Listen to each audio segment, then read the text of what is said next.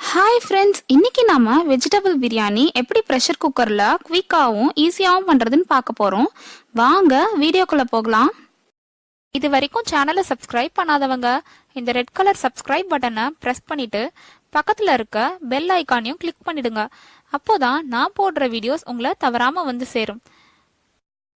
Welcome to masala treat. சேஃபா pressure குக்கரில் 2 table spoon எண்ணெய் சேர்த்துக்கலாம். இது கூட 2 டேபிள் ஸ்பூன் நெய் சேர்த்துக்கோங்க. நெய் சேர்த்தா நல்லா வாசனை கொடுக்கும். உங்களுக்கு வேண்டாம்னா இதுக்கு பதிலாக எண்ணெயை சேர்த்துக்கோங்க. இது கூட 2 பிரிஞ்சி இலை சேர்த்துக்கலாம்.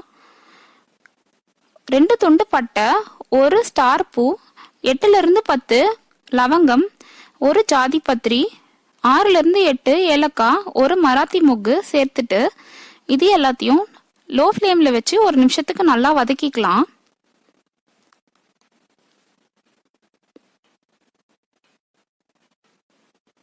இது கூட 3 மீடியம் சைஸ் வெங்காயத்தை நீல வாக்குல மெல்லிசா கட் பண்ணி உள்ள சேர்த்துட்டு வெங்காயம் நல்லா ஓரளவு பொன்னிறம் ஆகுற வரைக்கும் வதக்கிக்கலாம். இப்ப இது கூட 2 இன்ச் இஞ்சி, 15லிருந்து 20 பல்லு பூண்டு, 2 பச்சை மிளகா, 1.5 ஸ்பூன் சோம்பு, 1 கைப்பிடி அளவு புதினா, 1 கைப்பிடி அளவு கொத்தமல்லி, இது எல்லாத்தையும் மிக்சி ஜார்ல போட்டு தேவைப்பட்டா கொஞ்சமா தண்ணி சேர்த்து நம்ம பேஸ்டா அரைச்சிக்கலாம். காரம் உங்களுக்கு அதிகமா வேணும்னா 4லிருந்து 5 பச்சை மிளகா சேர்த்துக்கோங்க. இது காரம் கம்மியா இருக்கும். இப்போ இது எல்லாத்தையும் நல்லா வதக்கிக்கலாம். ஒரு 2 நிமிஷத்துக்கு இந்த இஞ்சி பூண்டோட பச்சை வாசனை எல்லாம் போற வரைக்கும் நல்லா வதக்கிக்கோங்க. இப்ப பாருங்க, எண்ணெய் எல்லாம் பிரிஞ்சு வந்துருச்சு. 2 நிமிஷம் ஆயிடுச்சு. இது கூட 2 மீடியம் சைஸ் தக்காளி பொடியா நறுக்குனதை உள்ள சேர்த்துக்கலாம். இது எல்லாத்தையும் நல்லா வதக்கிக்கலாம்.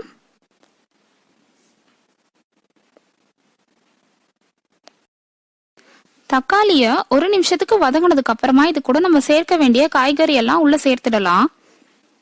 இது 2 மீடியம் சைஸ் கேரட், 10லிருந்து 15 பீன்ஸ், 1 பெரிய உருளைக்கிழங்கு, 1 கைப்பிடி அளவு பச்சை பட்டாணி எல்லாத்தையும் உள்ள சேர்த்துக்கலாம்.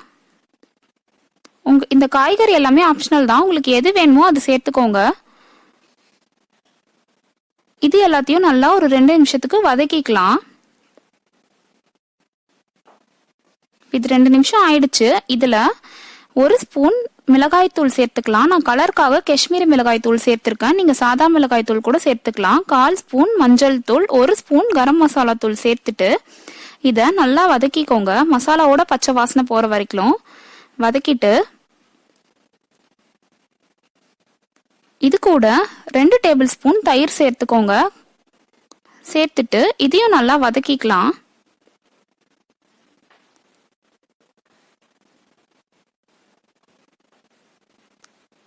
இப்ப இத மூடி போட்டு லோ ஃப்ளேம்ல வச்சு 5 நிமிஷத்துக்கு காய்கறி வேகறதுக்கு வச்சுக்கலாம். அப்பப்போ ஓபன் பண்ணி நடுவுல கலரி விடுங்க. அப்பதான் அடி பிடிக்காம இருக்கும்.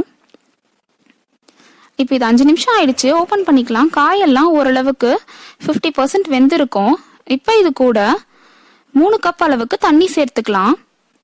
நம்ம 2 கப் பாஸ்மதி ரைஸ் எடுத்திருக்கோம். அதுக்கு 3 கப் அளவு தண்ணி கரெக்டா இருக்கும். சேர்த்துட்டு இதை நல்லா கலந்து விட்டுருங்க. இப்ப இது கூட 1 கைப்பிடி அளவு புதினா இலை சேர்த்துக்கோங்க.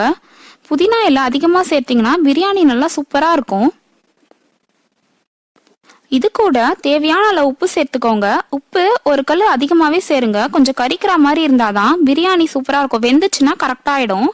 அதே மாதிரி காரமும் கொஞ்சம் அதிகமா இருக்க மாதிரி சேர்த்தீங்கன்னா வெந்ததுக்கு அப்புறம் கரெக்டா ஆயிடும். தண்ணி நல்லா கொதிக்க ஆரம்பிச்சதும் ஏற்கனவே கழுவி 20 நிமிஷம் ஊற வச்ச 2 கப் பாஸ்மதி ரைஸை உள்ள சேர்த்துக்கலாம். இது 1/2 கிலோ பாஸ்மதி ரைஸ். 20 நிமிஷத்துக்கு மேல ஊற வைக்காதீங்க. அப்போ நமக்கு பாஸ்மதி ரைஸ் உடஞ்சி சரியா வராது.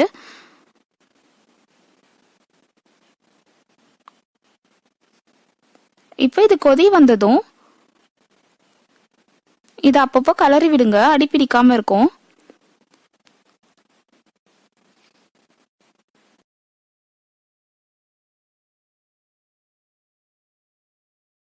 இப்போ தண்ணி எல்லாம் வத்தி இந்த அளவு சுண்டுனதுக்கு அப்புறமா மூடி போட்டு ஹை ஃப்ளேம்ல வச்சிருங்க. மேல இந்த மாதிரி ப்ரெஷர் ரிலீஸ் ஆகும்போது லோ ஃப்ளேம்க்கு மாத்திட்டு மேல விசில் போட்டுருங்க. இது லோ ஃப்ளேம்ல 8 இருந்து 10 நிமிஷத்துக்கு வேகணும்.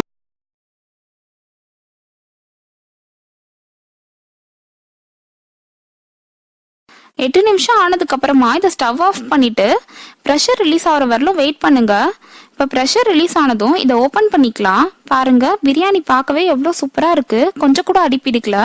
இதை கரண்டியோட பேக் சைடு வச்சு நீங்க ஃப்ளஃப் பண்ணி விட்டுக்கோங்க. அவ்வளோதான். ரொம்ப ரொம்ப சுவையான வெஜிடபிள் பிரியாணி ரொம்ப ஈஸியாகவும் சுலபமாகவும் வீட்டிலேயே செஞ்சிட்டோம்.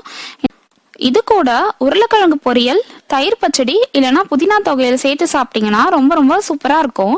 இதை நீங்கள் லஞ்ச் பாக்ஸுக்கு கூட எடுத்துகிட்டு போகலாம். ரொம்ப ரொம்ப சூப்பரான இந்த வெஜிடபிள் பிரியாணியை நீங்களும் உங்கள் வீட்டில் செஞ்சு பார்த்து உங்கள் ஃபீட்பேக்ஸை கமெண்ட் செக்ஷனில் போடுங்க. இது வரைக்கும் சேனலை சப்ஸ்கிரைப் பண்ணாதவங்க இப்போ சப்ஸ்கிரைப் பண்ணிட்டு மறக்காம பெல் பட்டனையும் கிளிக் பண்ணிடுங்க. நம்ம சேனல்ல நிறைய first time on YouTube videos போட்டுட்டு இருக்கேன். அதோட லிங்க் கீழே டிஸ்கிரிப்ஷன்ல கொடுத்துருக்கேன். வேணுன்றவங்க செக் பண்ணிக்கோங்க. வீடியோ பிடிச்சிருந்தா லைக் பண்ணுங்க, ஷேர் பண்ணுங்க. Thanks for watching. Bye.